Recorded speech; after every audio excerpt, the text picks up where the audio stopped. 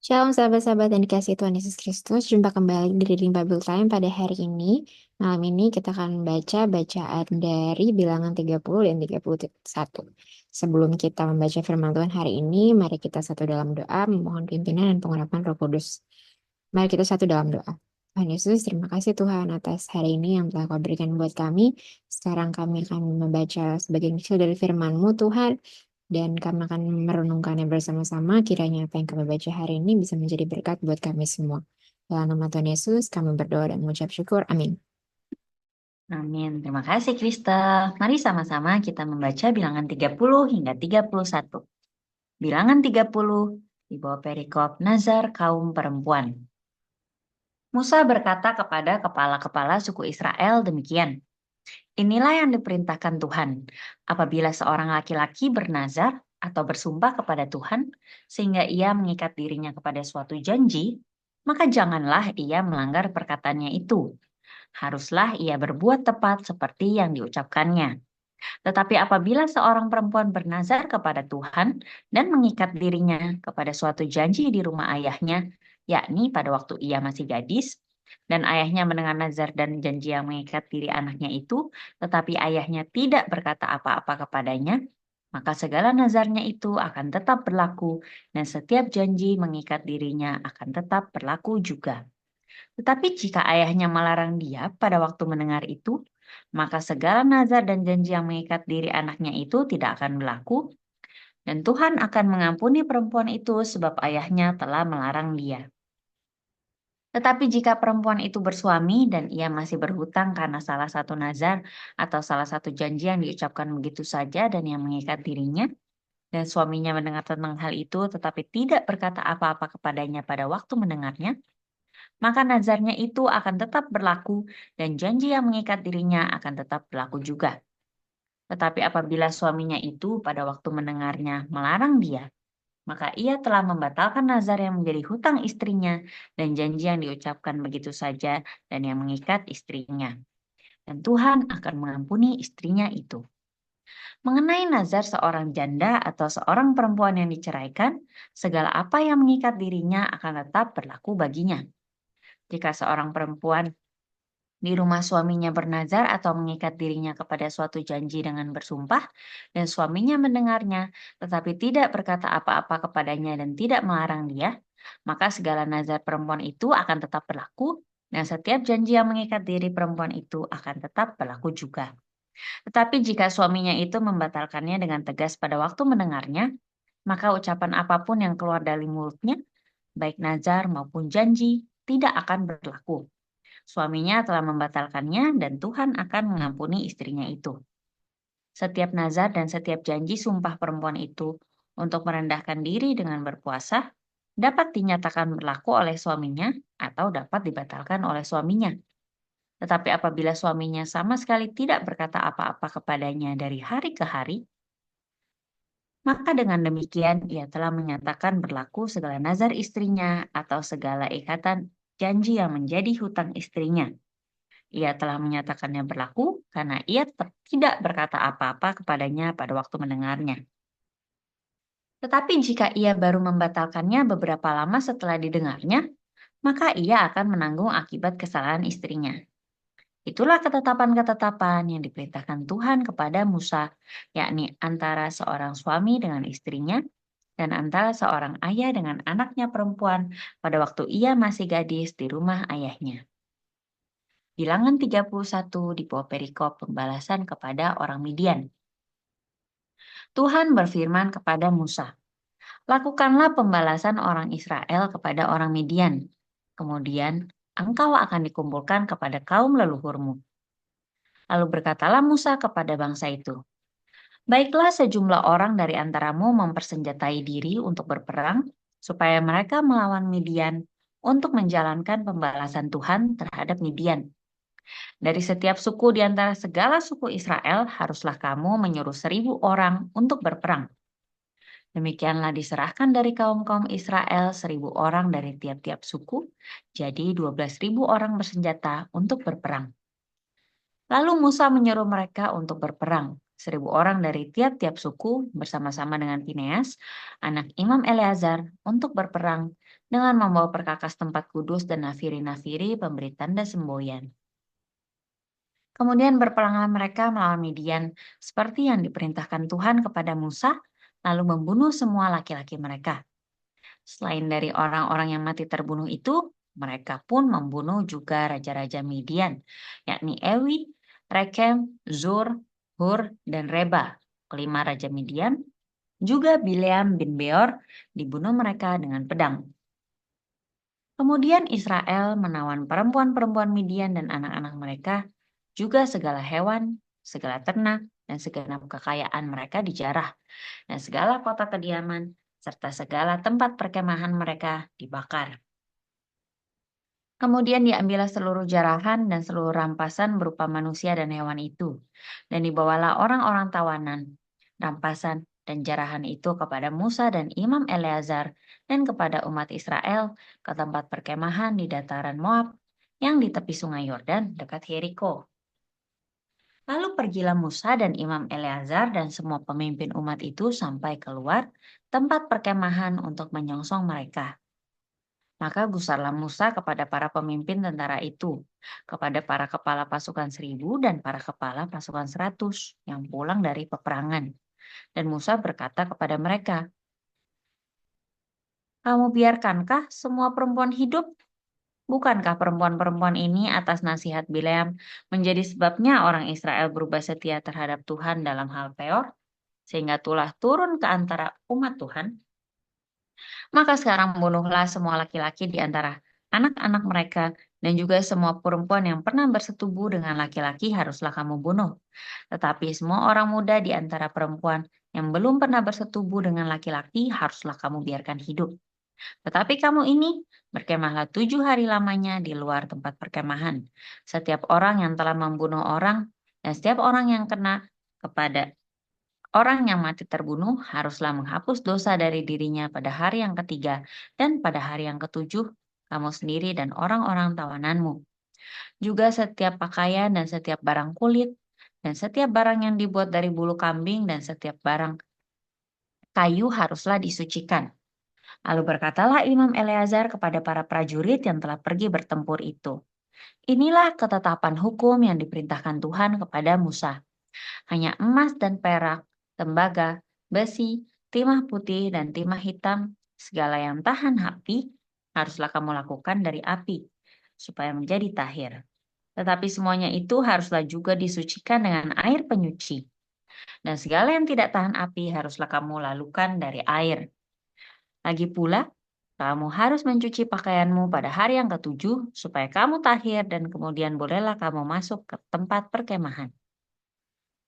Selanjutnya, di bawah perikop mengenai jarahan.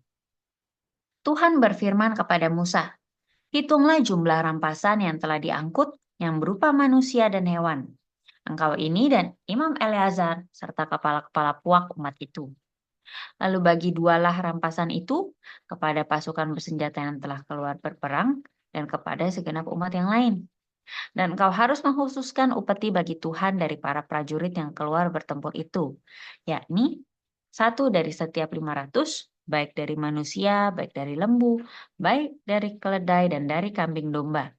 Dari yang setengah yang telah didapat mereka, haruslah engkau mengambilnya lalu menyerahkannya kepada Imam Eleazar sebagai persembahan khusus bagi Tuhan. Tetapi dari yang setengah lagi, yang untuk orang Israel lain, haruslah engkau mengambil satu ambilan dari setiap 50, baik dari manusia, baik dari lembu, dari keledai, dan dari kambing domba, jadi dari segala hewan. Lalu menyerahkan semuanya kepada orang Lewi yang memelihara kemah suci Tuhan. Kemudian Musa dan Imam Eleazar melakukan seperti yang diperintahkan Tuhan kepada Musa. Adapun rampasan, yakni yang masih tinggal dari apa yang telah dijarah, Laskar itu berjumlah 675.000 ekor kambing domba dan 72.000 ekor lembu dan 61.000 ekor keledai. Selanjutnya orang-orang, yaitu perempuan-perempuan yang belum pernah bersetubuh dengan laki-laki, seluruhnya 32.000 orang. Yang setengah yang menjadi bagian orang-orang yang telah keluar berperang itu jumlahnya 337.500 ekor kambing domba. Jadi upeti bagi Tuhan dari kambing domba itu ada 675 ekor. Lembu-lembu 36.000 ekor. Jadi upetinya bagi Tuhan ada 72 ekor. Keledai-keledai 30.500 ekor. Jadi upetinya bagi Tuhan ada 61 ekor. Dan orang-orang 16.000 orang, jadi upetinya bagi Tuhan 32 orang. Lalu Musa menyerahkan upeti yang dikhususkan bagi Tuhan itu kepada Imam Eleazar, seperti yang diperintahkan Tuhan kepada Musa. Yang setengah lagi, yang menjadi bagian orang Israel lain, yang dipisahkan Musa dari bagian orang-orang yang telah berperang itu, yaitu yang setengah yang menjadi bagian umat yang lain itu, domba-domba 337.500 ekor, lembu-lembu 36.000 ekor, keledai-keledai 30.500 ekor, dan orang-orang 16.000 orang. Lalu Musa mengambil dari yang setengah, yang menjadi bagian orang Israel lain itu suatu ambilan dari setiap 50, baik dari manusia, baik dari hewan. Kemudian menyerahkan semuanya kepada orang Lewi yang memelihara kemah suci seperti yang diperintahkan Tuhan kepada Musa. Lalu mendekatlah para pemimpin tentara, yakni kepala-kepala pasukan 1.000 dan kepala-kepala pasukan 100 kepada Musa serta berkata kepadanya, hamba-hambamu ini telah menghitung jumlah prajurit yang ada di bawah kuasa kami, dan dari mereka tidak ada seorang pun yang hilang. Sebab itu kami mempersembahkan sebagai persembahan kepada Tuhan apa yang didapat masing-masing, yakni barang-barang emas, gelang kaki, gelang tangan, cincin materai, anting-anting, dan kerongsang untuk mengadakan pendamaian bagi nyawa kami di hadapan Tuhan. Maka Musa dan Imam Eleazar menerima dari mereka emas itu semuanya barang-barang tempaan. Dan segala emas persembahan khusus yang dipersembahkan mereka kepada Tuhan, yakni yang dari pihak kepala-kepala pasukan 1.000 dan kepala-kepala pasukan 100, ada 16.750 shikal beratnya. Tetapi prajurit-prajurit itu masing-masing telah mengambil cerahan bagi dirinya sendiri. Setelah Musa dan Imam Eleazar menerima emas itu dari pihak kepala-kepala pasukan 1.000 dan kepala-kepala pasukan 100, maka mereka membawanya ke dalam kemah pertemuan sebagai peringatan di hadapan Tuhan untuk mengingat orang Israel. Puji nama Tuhan, kita telah membaca 2 pasal dari bilangan 30 hingga 31. Oke, thank you. Boleh dong di-share apa yang mau di-sharingin hari ini. Thank you, Crystal. Jadi kalau yang menjadi perenunganku sebenarnya di bilangan 31, yaitu terkait uh, pembalasan kepada orang Midian yang mereka berperang dengan bangsa Midian. Yang kemudian mereka juga mengambil jarahan dan setelahnya gitu ya. Nah, di sini ada hal yang menjadi perhatianku, yaitu bahwa kalau boleh aku lihat, Tuhan tuh ingin bangsa Israel untuk terus hidup dalam kekudusan. Jadi istilahnya setelah mereka kemudian berperang gitu, melakukan pembalasan, Tuhan malah menjaga umatnya untuk tetap hidup dalam kekudusan di mana di situ disampaikan ya secara khusus bilangan 31 ayat 20-an sampai ayat ke-24 karena ini kan perikop pertamanya. Jadi bahwa ada ketetapan-ketetapan segala-galanya tuh harus eh, ditahirkan gitu. Pun yang ayat terakhir juga lagi pula kamu harus mencuci pakaianmu pada hari yang ke-7 supaya kamu tahir, kemudian boleh kamu baru masuk ke tempat perkemahan gitu. Karena kan sebelumnya mungkin ada terjadi pembunuhan dan sebagainya walaupun di ayat yang selanjutnya dinyatakan nih bahwa dari umat Israel yang berperang itu tidak ada yang hilang gitu. Nah, jadi di sini poin yang ingin aku bawakan adalah bagi setiap kita orang percaya mungkin eh, kita seringkali tidak melaksanakan kekudusan. Apakah itu maksudnya terkait kita bekerja dengan benar, berintegritas, karena mungkin kita kan banyak yang bekerja gitu ya. Apakah kemudian kita juga mendua, sedangkan kita tidak bisa mendua kepada dua Tuhan gitu. Di mana misalnya, oh untuk suatu hal mungkin kita ada kompromi dengan dosa. Nah, di sini aku mau ingatkan bahwa bahkan di bilangan ini Tuhan juga ajarkan untuk bangsa Israel agar tetap kemudian mentahirkan dirinya gitu. Jadi di sini Benar-benar kita dilatih untuk terus menjaga kekudusan kita, pun apabila kita ada kesalahan, kita minta pengampunan dari Tuhan dan kita benar-benar melaksanakan pertobatan itu. Jadi tetap kita menjaga kekudusan kita apapun yang terjadi. Istilahnya kalau buat kita kekudusan itu adalah harga mati. Mungkin itu yang ingin aku sampaikan. Ada tambahan darimu? Iya, mungkin kalau misalnya dari aku kan berarti sebenarnya kalau tadi apa, kalau kamu bilangin tadi menjaga kekudusan itu, berarti mungkin diingatkan lagi juga kali ya kalau kita nggak boleh, biasanya em, mentor kita bilang nggak boleh suam-suam kuku gitu. Jadi kalau kita melakukan hal yang baik nggak boleh hati kita justru malah ngedumel gitu misalnya. Itu kan berarti kita nggak memberi dengan baik dan hati kita pun nggak kudus gitu. Jadi dari segala apapun yang kita lakukan harus ke arah situ gitu. Iya, dan harus senantiasa ada pembersihan diri kita. Baiklah, kalau begitu boleh yuk Kristal kita tunjukkan ayat emasnya pada kesempatan kali ini dari bilangan 31 ayatnya ke 21 hingga 24. Mari kita baca bersama.